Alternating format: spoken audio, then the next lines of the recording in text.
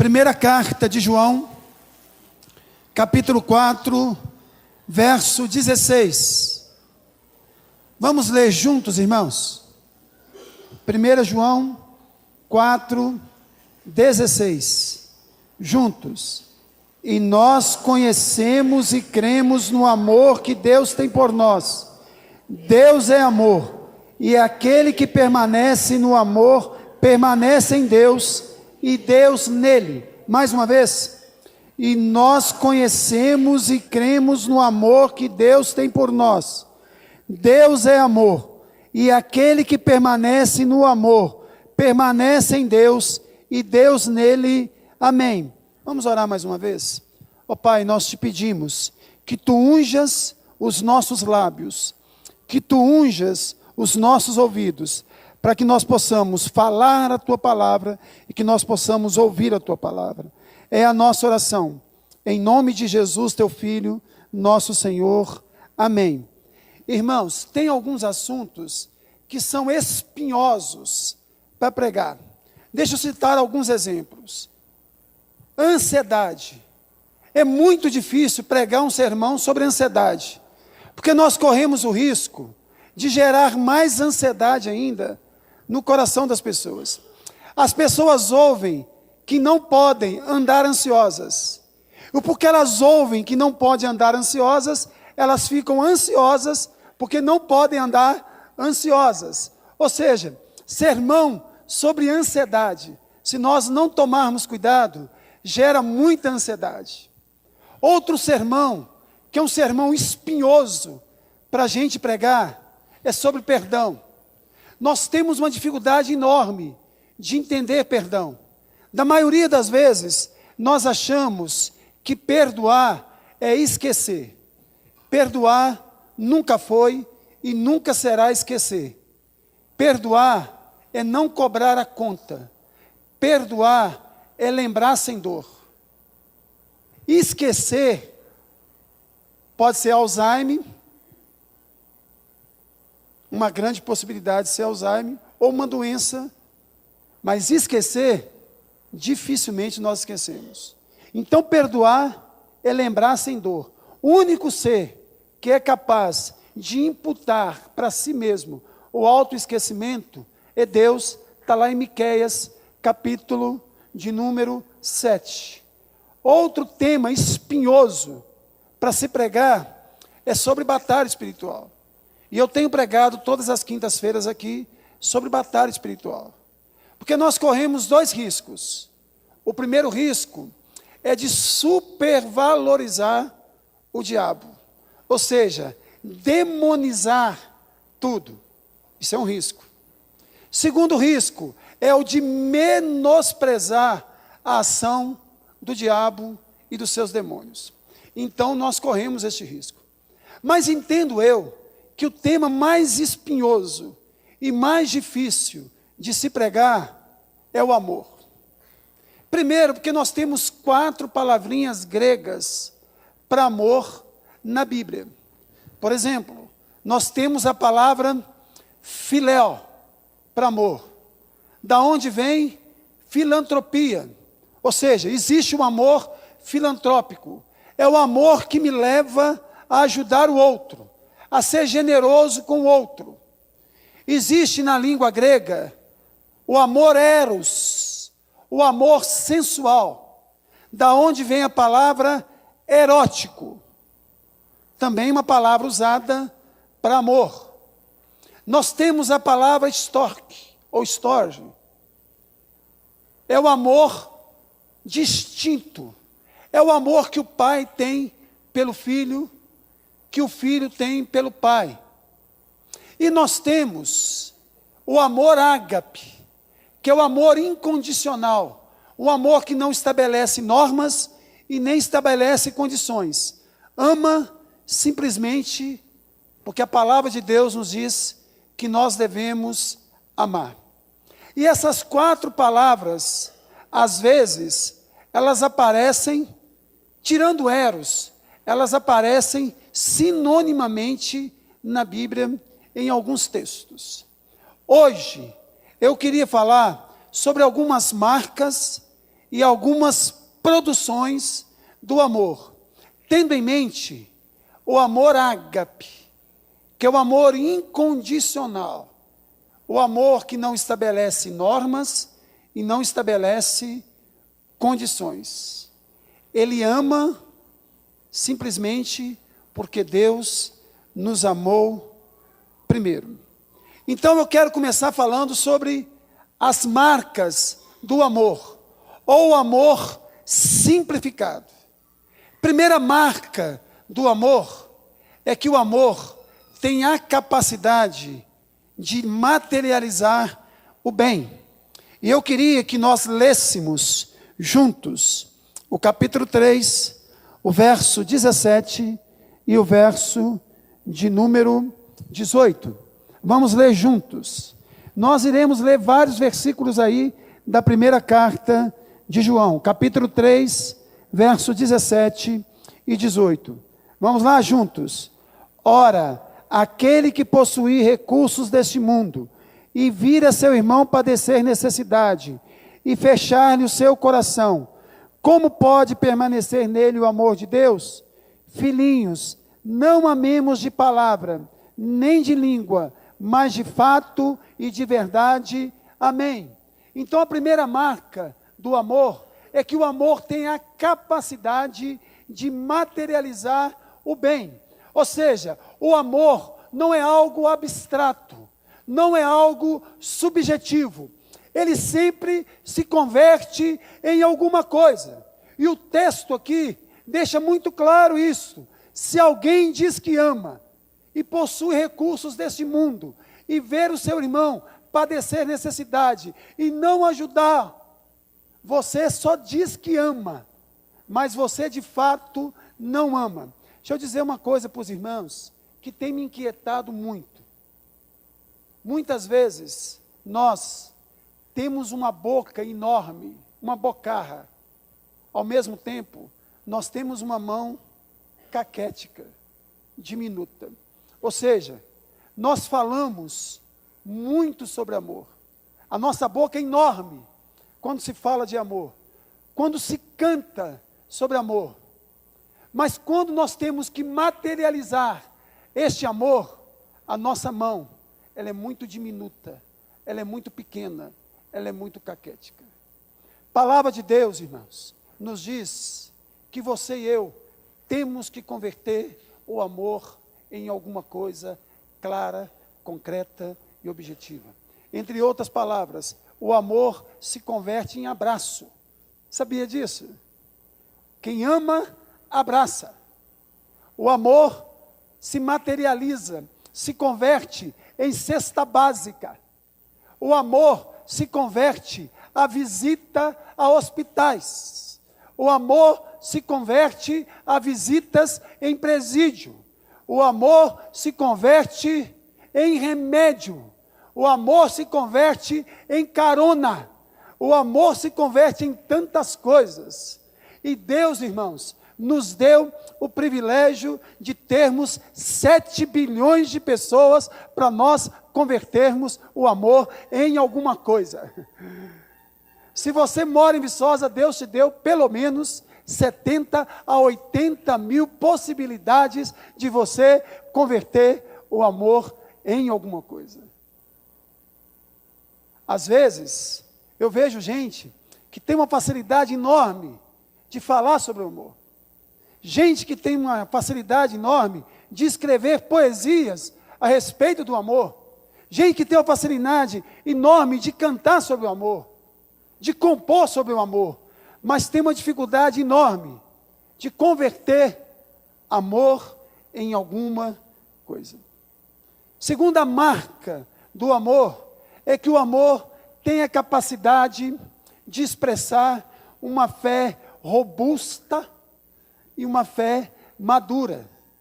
Quem ama tem uma fé com lastro. Quem ama tem uma fé com peso. Quem ama tem uma fé que não derrapa. Quem ama tem uma fé madura. Olha aí o que diz o capítulo 5, verso de número 3. Vamos ler juntos.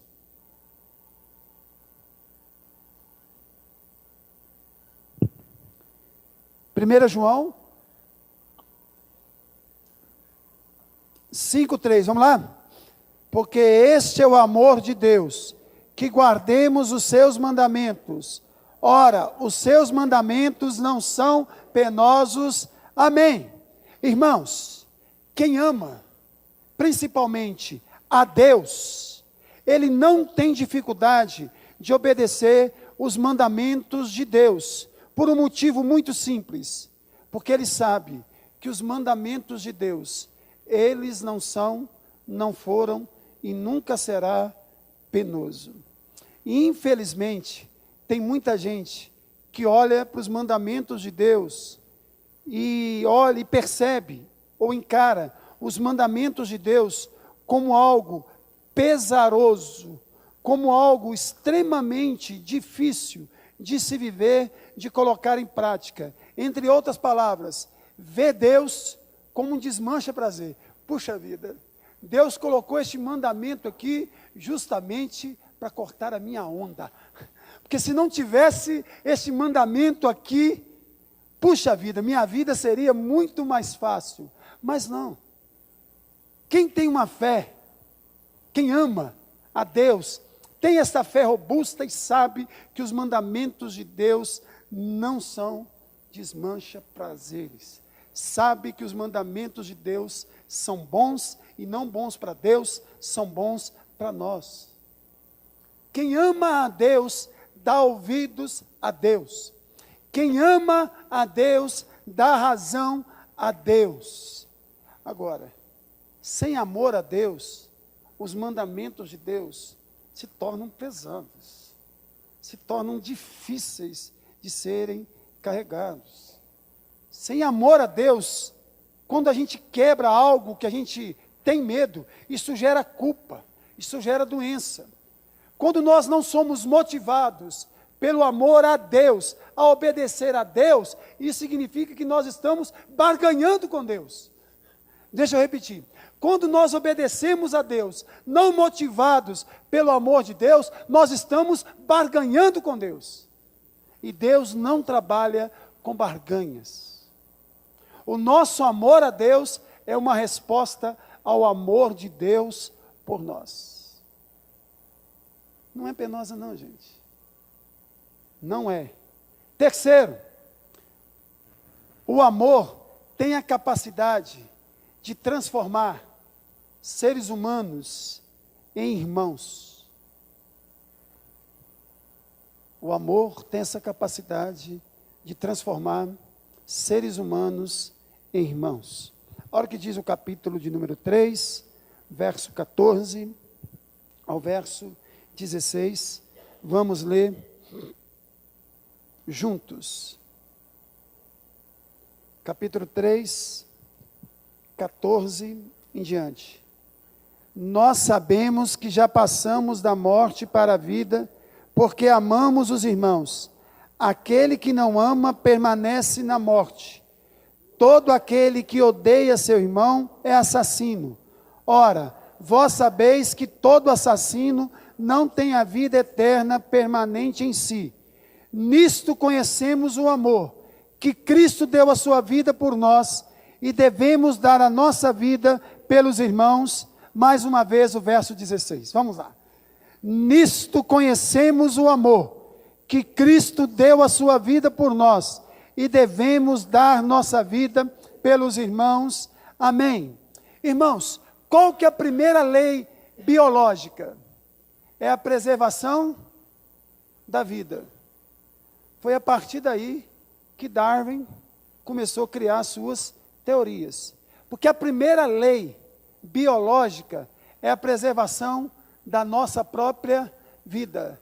Mas o texto nos ensina que a primeira lei de Deus é a preservação da vida, não sua, mas a vida do seu irmão, a vida do outro. É interessante que no verso 15, João diz assim: se alguém não ama, ele é assassino. Puxa vida, palavra dura. Mas vamos compreender o que o texto quer dizer. Quando você odeia uma pessoa, significa que essa pessoa, ela não existe mais para você. Então você fez o que com ela? Você matou essa pessoa dentro de você.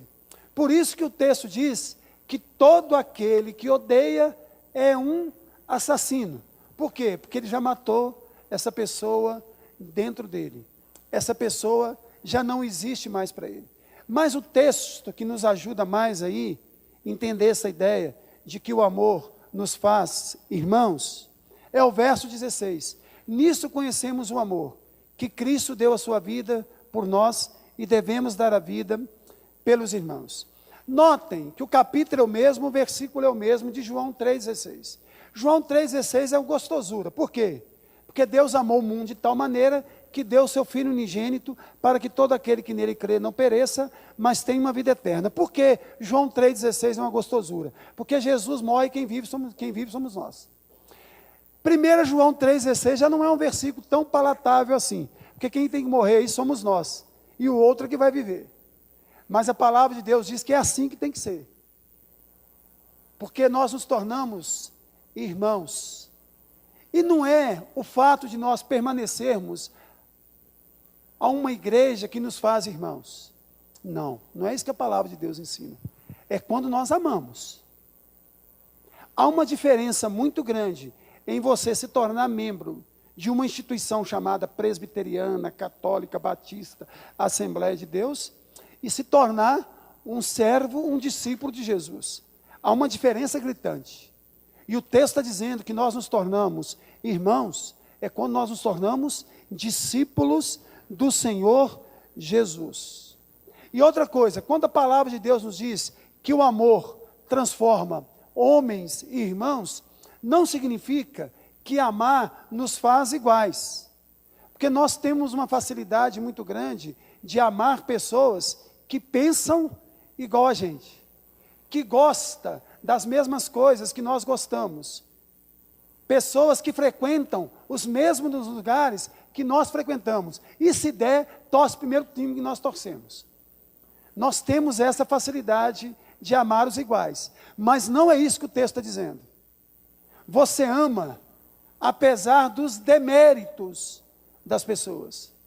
Você não ama pelos méritos, mas você ama apesar dos deméritos. Por exemplo, capítulo 13 de João diz assim: Jesus amou os seus e os amou até o fim, com méritos e deméritos. Que coisa extraordinária!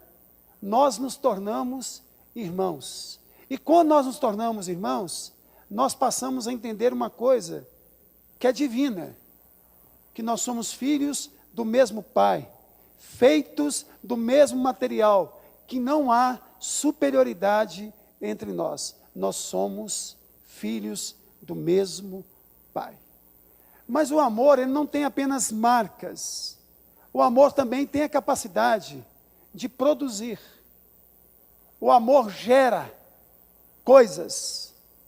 Primeira coisa que o amor produz é que o amor tem a capacidade de nos tirar de um ambiente e nos transportar para outro ambiente. E que ambiente é esse? Aí mesmo, capítulo 2, verso 10 e 11.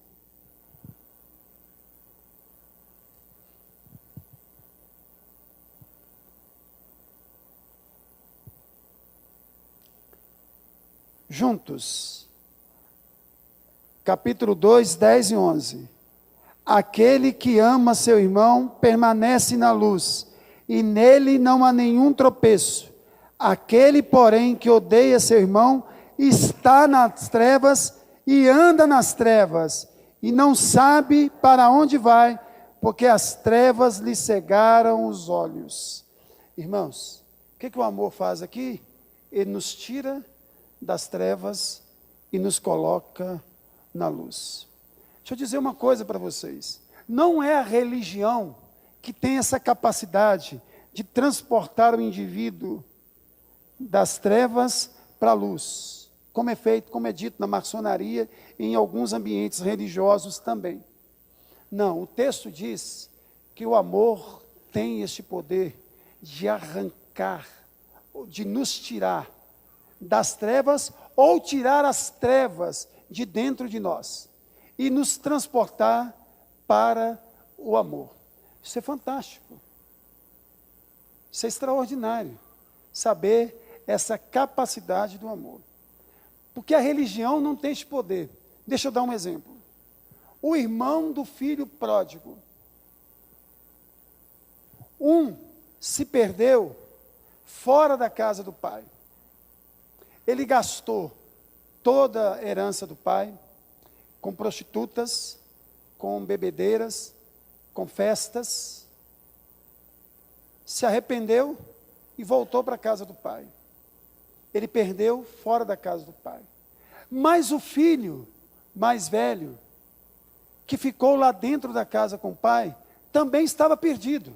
Porque diz a palavra de Deus que quando ele chega e fica sabendo que o seu irmão voltara e o pai o recebera com carinho, com festa, diz o texto que ele fica o quê?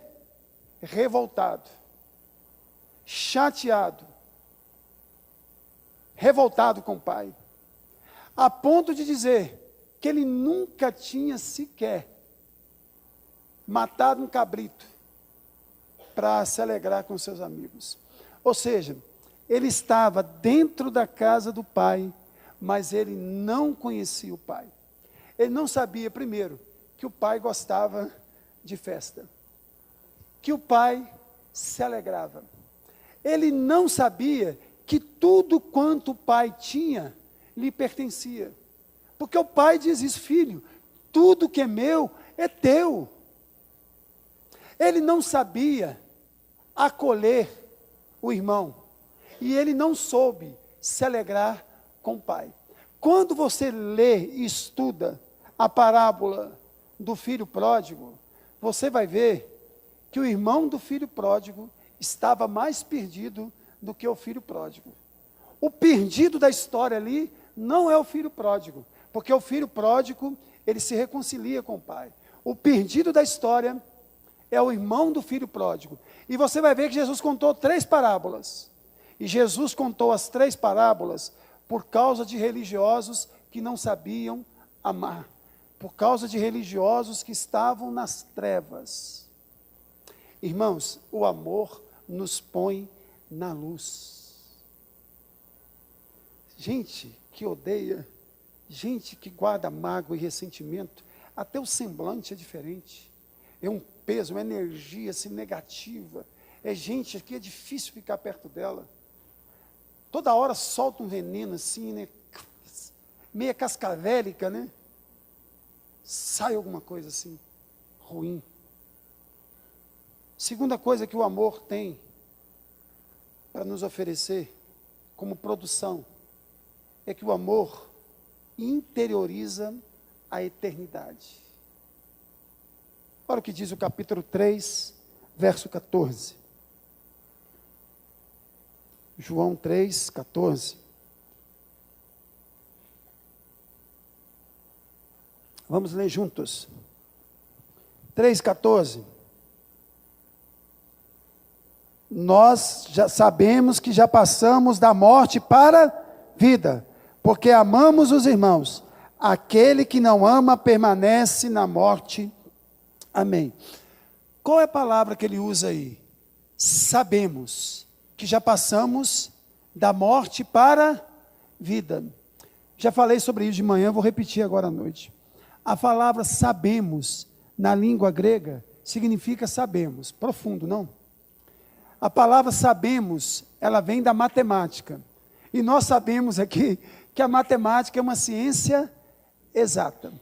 Então, quando o autor sagrado diz sabemos, significa temos certeza absoluta. Não é imaginamos, quem sabe, talvez, pode ser, todavia, portanto, nada disso.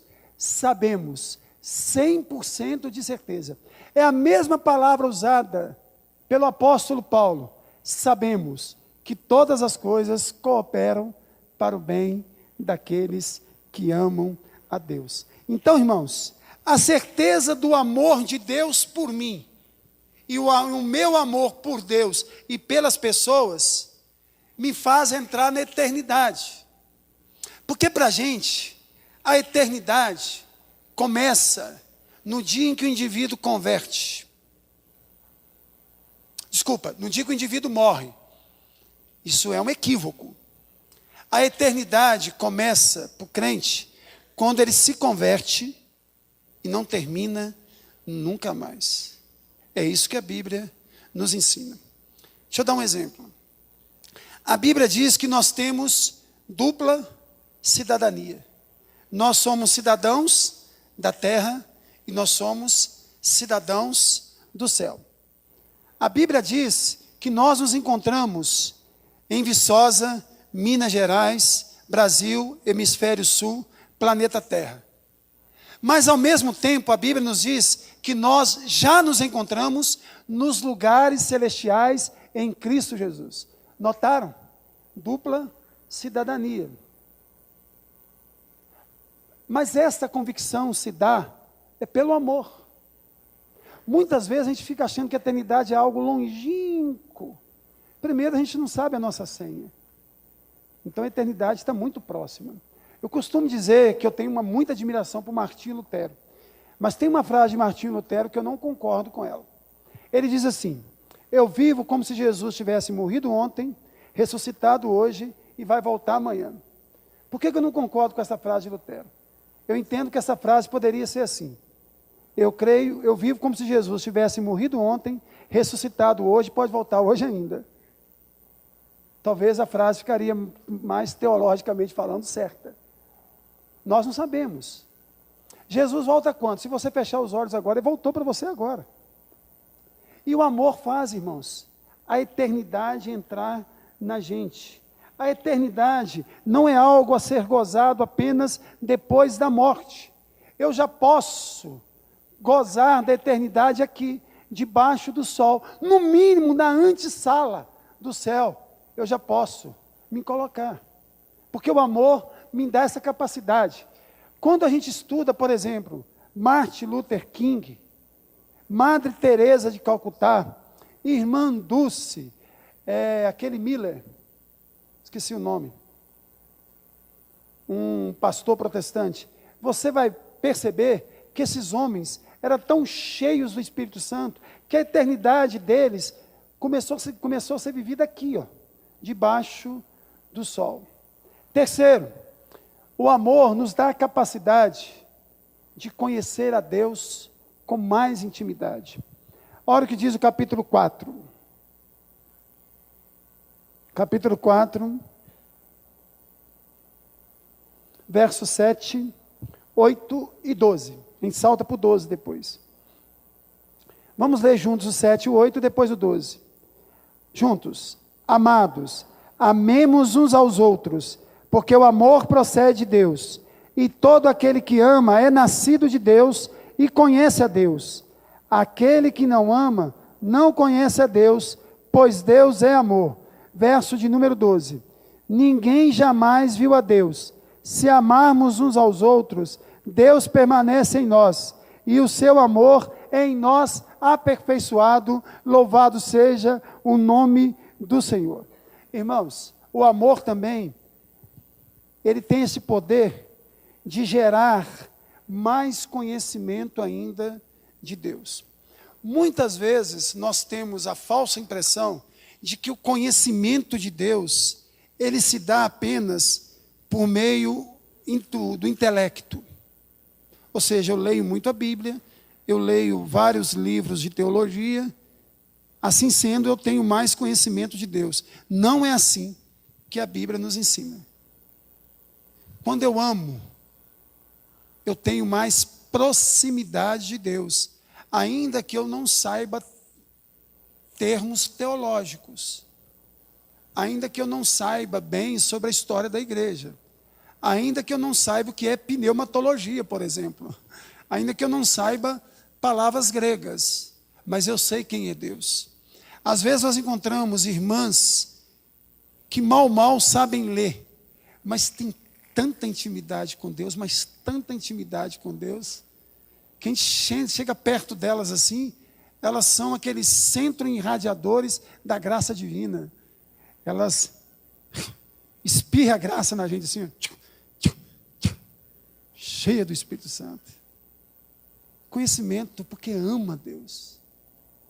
Jesus disse certa feita: conhecereis a verdade, e a verdade vos libertará. A palavra conhecer ali é a ideia de conhecer intimamente. É a mesma palavra usada para conhecer sexualmente. Conhecereis a verdade, e a verdade vos libertará. É a ideia de conhecendo a Deus através do amor de Deus e o amor por Deus. Salmo 25, verso 14. A intimidade do Senhor é para aqueles que o temem. E a ideia no Antigo Testamento, que temor é a junção de piedade e amor a Deus. A intimidade do Senhor é para aqueles que o temem, os quais Ele dará a conhecer a sua intimidade, quem Ele é e por aí em diante. Se você e eu, se nós queremos conhecer mais a Deus, nós devemos amar mais a Deus e amar mais as pessoas que são amadas por Deus. Muito básico da fé cristã. Se você puder ler bons livros de teologia, ótimo. Mas nem todo mundo consegue ler bons livros de teologia. Pelo menos leia a Bíblia, né, meu irmão? Pelo menos a Bíblia. Mas esse amor a Deus te dá conhecimento profundo de Deus. E por último, o amor produz em nós coragem, porque o amor nos coloca, nos eleva acima de algo chamado medo. Abra sua Bíblia aí no capítulo 4, no verso de número 18 e 19.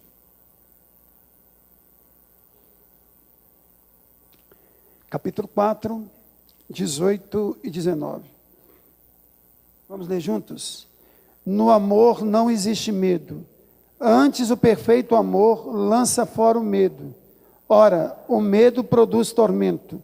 Logo, aquele que teme não é aperfeiçoado no amor. Nós amamos porque Ele nos amou primeiro. Amém.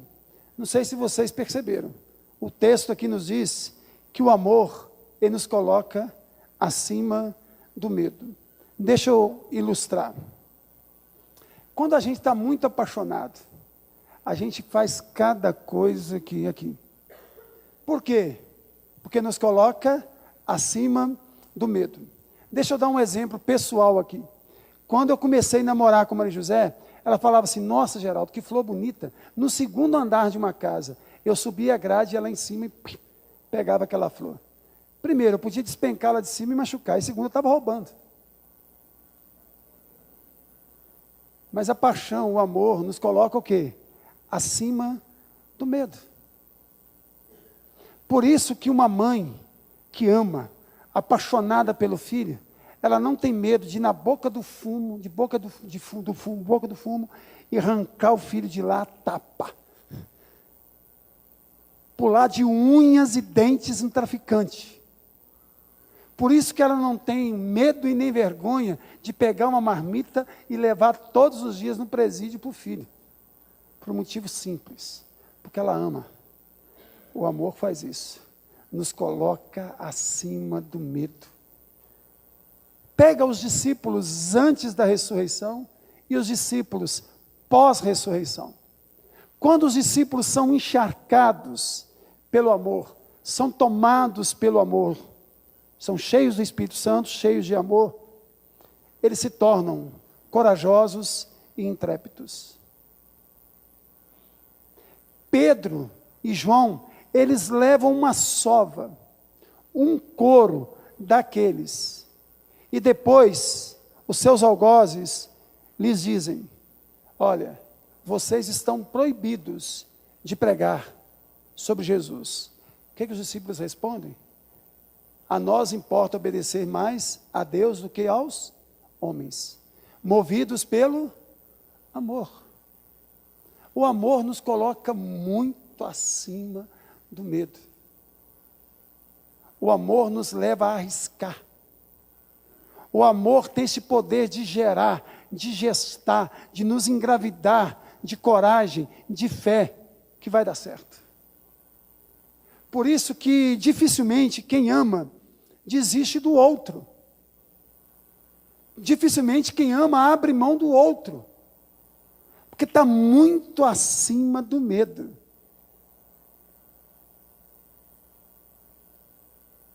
Recentemente, já tem algum tempo, eu ouvi algo que me chamou muita atenção. A gente ouve, por exemplo, Fernandinho Beiramar, talvez o maior bandido de todos os tempos. A gente imagina, puxa vida, esse sujeito dá medo até de ficar perto dele, dá medo de ouvir uma entrevista dele, dá medo até de pregar, está sendo gravado, ir para o YouTube e ele ouvir. Não é? Mas chega perto do filho do Fernandinho Beiramar, dorme nos braços dele com a maior facilidade do mundo.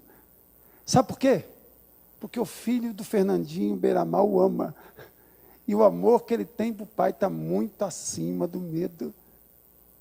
A mulher do Fernandinho Beiramar dorme nos braços dele com a maior tranquilidade do mundo, como uma criança dorme nos braços da mãe. Sabe por quê? Porque ela ama Fernandinho Beiramar. O amor faz isso, gente. O amor nos coloca acima de qualquer medo. Medo do futuro, medo de crise, medo da morte, medo de tudo e de todos. O amor tem essa capacidade de encher o nosso coração de ousadia e de intrepidez. Eu quero terminar, irmãos, deixando bem claro para vocês o seguinte: eu não quero que você saia daqui dizendo, puxa vida, eu não amo, e se sentir mal por isso. Eu não quero que você saia daqui dizendo, eu não consigo encarnar tudo aquilo que foi dito aqui, logo eu não sou um discípulo de Jesus. Não, o objetivo nosso aqui esta noite não é esse. O objetivo nosso aqui é simples, é dizer para você e para mim, em nome de Jesus, que dá para amar e dá para melhorar. Um pouquinho que você melhorar todo dia vai fazer uma diferença enorme na sua vida. Gente, o maior exemplo que nós temos na Bíblia é o escritor da carta que nós acabamos de ler aqui, João. Os samaritanos proibiram de pregar lá. João foi até Jesus e pediu a Jesus, Senhor, dá-nos autoridade para que nós possamos mandar fogo do céu para queimar samaritanos. O que Jesus disse a João? Você não sabe, João, que espírito você pertence. João foi chamado por Jesus de Boanerges, ele e seu irmão Tiago, que significa filhos do trovão. João se tornou o apóstolo do amor. Ele nos legou o evangelho que mais fala sobre o amor. Ele nos legou essa primeira carta, que é a carta que mais fala sobre o amor. Que tal você, no decorrer dessa semana, estudar essa carta aqui, fazendo perguntas para João? Que tal? Lendo e fazendo perguntas para João. João, o que significa isso mesmo? Aí no versículo lá na frente vai ter uma resposta. Mais ou menos o que eu fiz hoje aqui. Você vai fazendo perguntas para João e João vai te responder. Se Jesus teve o poder de transformar um Boanerges em apóstolo do amor, ele tem o poder também de fazer isso com você e comigo. Vamos colocar de pé e vamos orar.